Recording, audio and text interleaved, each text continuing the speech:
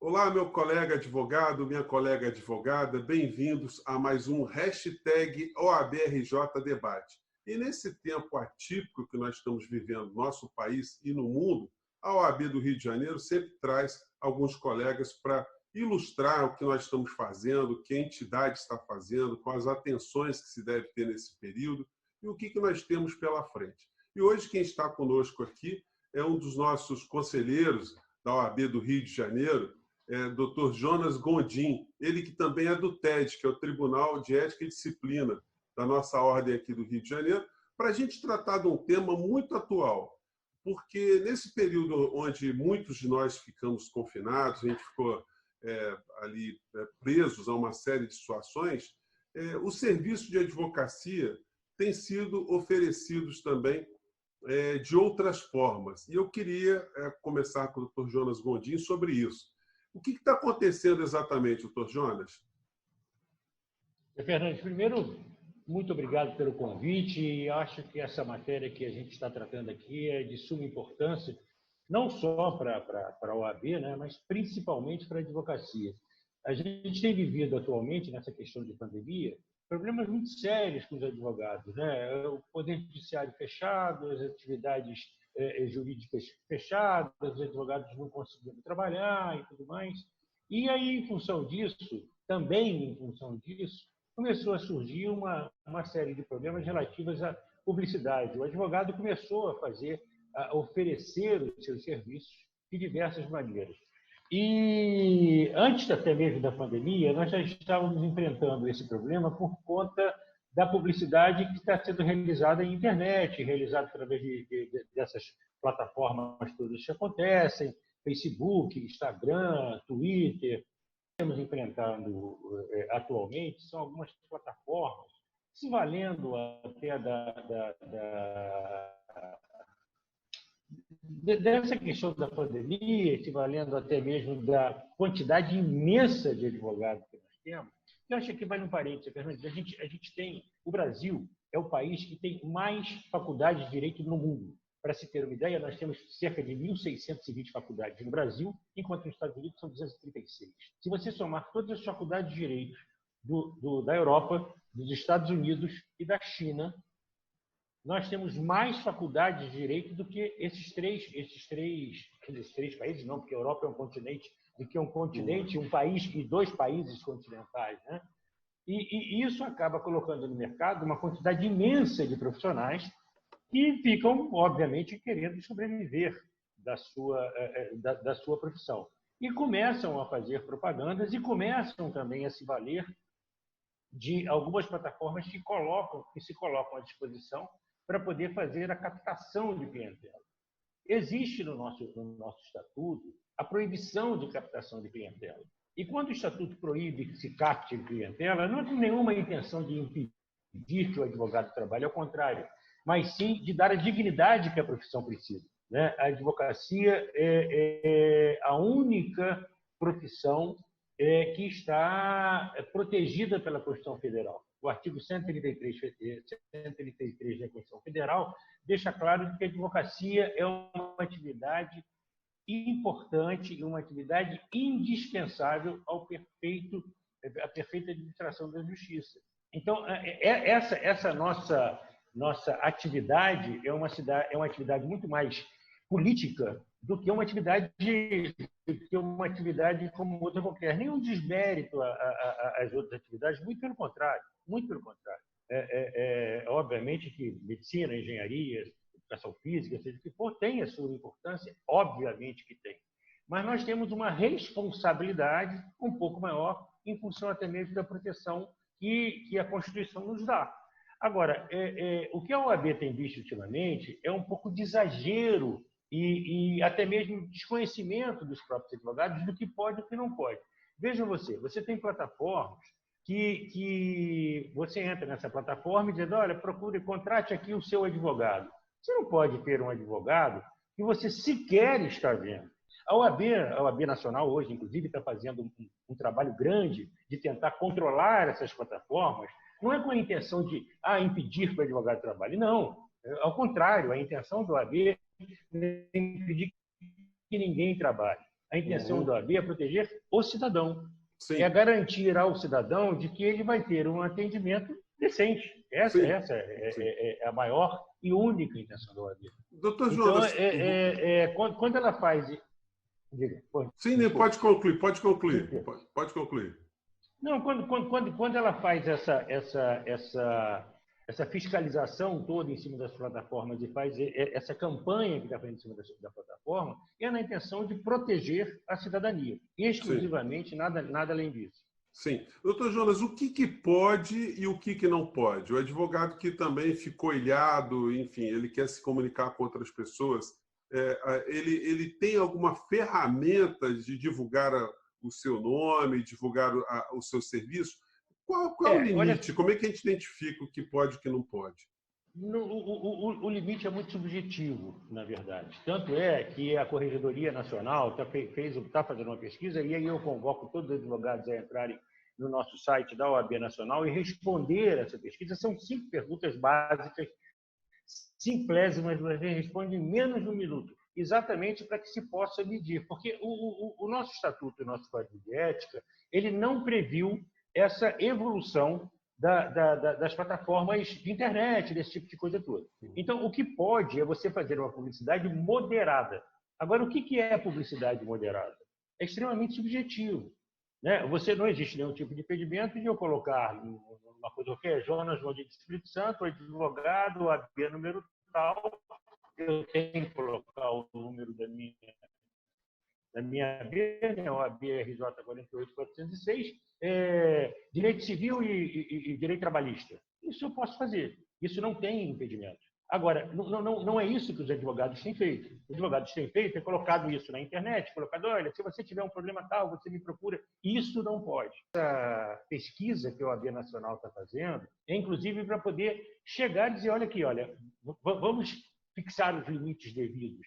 Vamos considerar que hoje nós temos plataformas virtuais que precisam ser observadas e que precisam ser conhecidas e que precisam ser aproveitadas pelo profissional.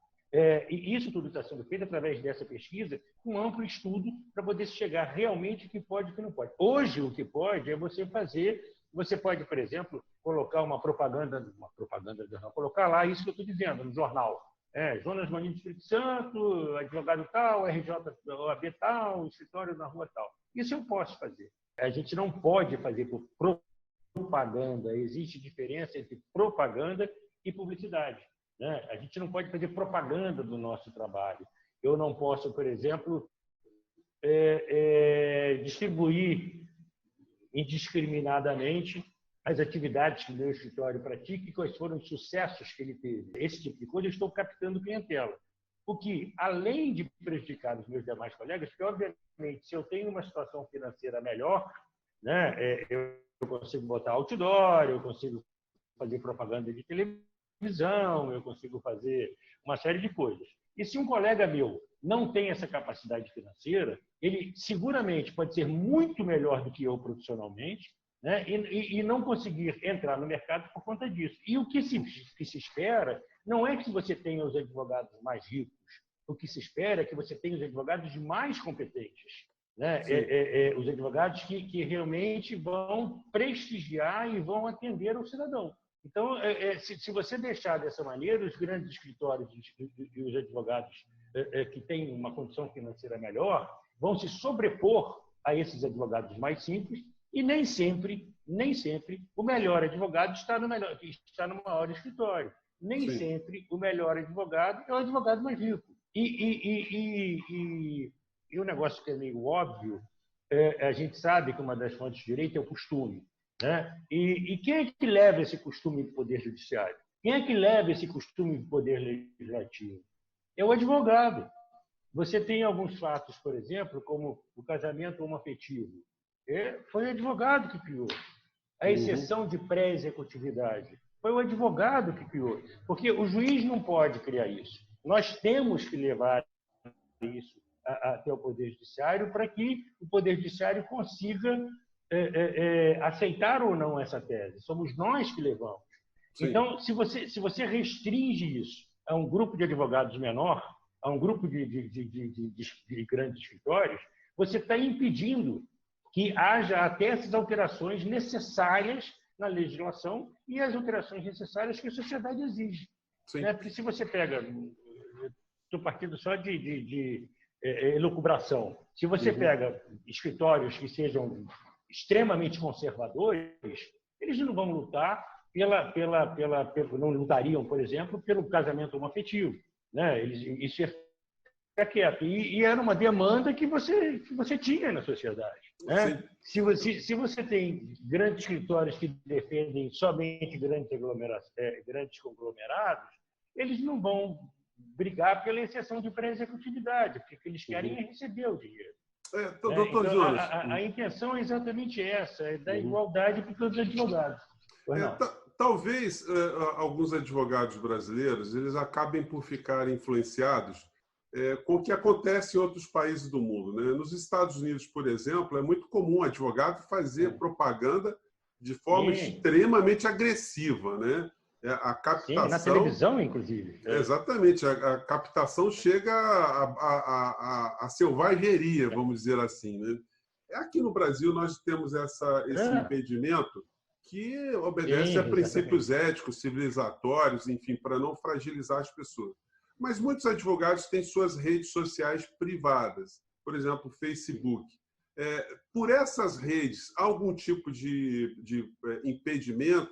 Ou nessa plataforma específica, ou nos seus grupos de WhatsApp, o advogado ele pode estimular a captação de clientela?